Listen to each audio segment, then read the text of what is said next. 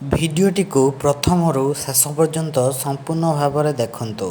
ଧନ୍ୟବାଦ। ସତ କହୁଛି ମୋତେ ମାସ୍କ ପିନ୍ଧିତେ ଜମାରୁ ଭଲ ଲାଗେନି, ଜମା ପୁରା ବିରକ୍ତି ଲାଗେ। ଯେତେ ଦିନ ପୁଲିସ ୟା କତିରୁ 500 ଟଙ୍କା ଫାଇନ୍ ନେଇଛି ସେଇଦିନ କତିରୁ ଇଏ ପୁରା ଖୁସିର ମାସ୍କ ପିନ୍ଧୁଛି, ଶୋଇଲା ବେଳେ ବି ମାସ୍କ ପିନ୍ଧି ଶୋଇଛି। ଏବେ ତୁ କରୋନା ଟେଷ୍ଟ କରିଛୁ?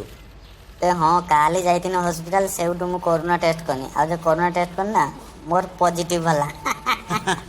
ତାନେ ଛୁଆ କିସ ହବ? କିଛି କରିବାର ନାହିଁ, ମୁଁ ତତେ ଜାଣି ଜାଣି ଛୁଇଁ ଦେଇଛି। ଏଥର ତତେ ବି କରୋନା ହବ, ତୁ ଗାଣ୍ଡି ମରେଇଲୁ ଏଥର। ତାନେ ହସି ହସି ଗାଣ୍ଡି ମାରିଦେଲୁ। କାଲି ସନ୍ଧ୍ୟାବେଳେ ଭୁଜା ସାଙ୍ଗର ମୂଳା ଆଉ ଚେନାଚୁର ଖାଇ ଦେଇଥିନି ଯୋଗୁରୁ ପେଟଟା ଟିକେ ଗ୍ୟାସ୍ ନାଗୁଛି। ମାଲୋ ପେଟ ଗୁଡ଼ ଗୁଡ଼ କରୁଛି।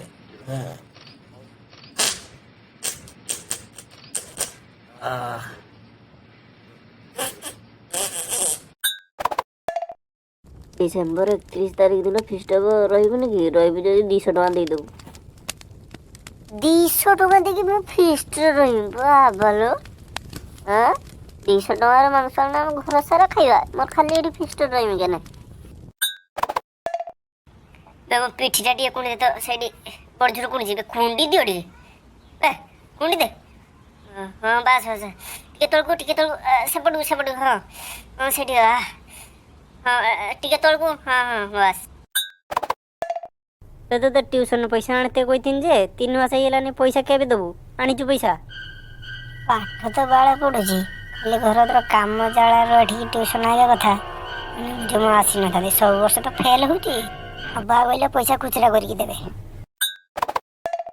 ହଁ ହ୍ୟାଲୋ, ମୁଁ ମଦନା କହୁଛି। ବେ ସେ କଥା କିସ ବୁଝିଲୁ? କିଏ କଥା କହୁଛୁ କଥା ମୁଁ ଜାଣିପାରୁନି। ଯେ ତୋ ସାଙ୍ଗ କଥା କହୁଛି, ମୋତେ ଟିକେ ପଟି ଦେଇଥାନ୍ତୁ ଯେ, ସିଏ ତାକୁ କହିଥିଲୁ, ସେ ହଁ କହିଲା ନା। ତୁ ଏଠି ଖାଇଦେଇକି ଆସିକି ଏଠି ବସିଛୁ, ସେଠି ମାଙ୍କଡ଼ ଆସିକି ନାହିଁ, ଆଉ ସବୁ ଗଛ ଅମୃତଭଣ୍ଡା ଖାଇଗଲେଣି। ଖାଲି ତୋତେ ରଖିକି ଲାଭ କିସ? ଖାଲି ଖାଉଛୁ, ଏଠି ପଡ଼ିଗଲୁ, ତୋତେ ଆଉ ରଖା ହବନି। କୁକୁର ନାର କଳଙ୍କଟା ତୁ, ତୋତେ ଆଉ ଖାଇତେ ବି ଦିଆହବନି।